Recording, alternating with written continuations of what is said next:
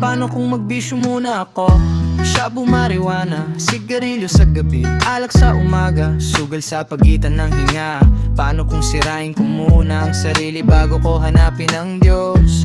Paano kung hintayin kong magkasakit bago ko sabihin magbabago na ako? Kapag ubos na ang lakas, kapag may tubo na sa braso, kapag tapos na ako mamatay, doon pa lang ako magiging mabuting tao. Tanong ko ngayon, kapag tumayo na ako ulit, kapag tumulong na ako sa kapwa, kapag nanalangin na ako ng totoo, ano ang makikita nila? Yung nakaraan kong mali o yung kasalukuyan kong pagsisisi?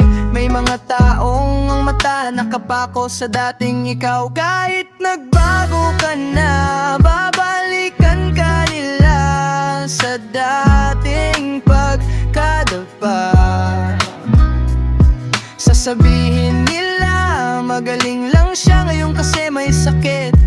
Napilitan lang yan, pero may mga taong ang puso mas malinaw pa sa mata.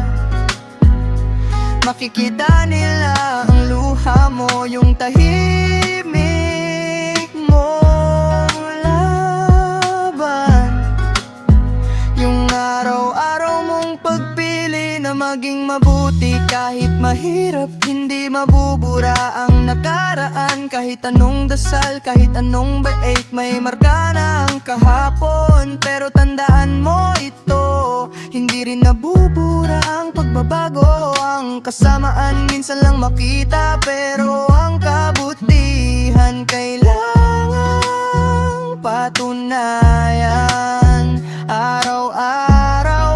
Hindi lahat maniniwala sa'yo at okay lang. Ang tanong ay hindi ano ang sasabihin nila, ang tanong ay totoo ba ang pagbabago mo? Kahit walang pumapalakpak, magiging mabuti ka ba?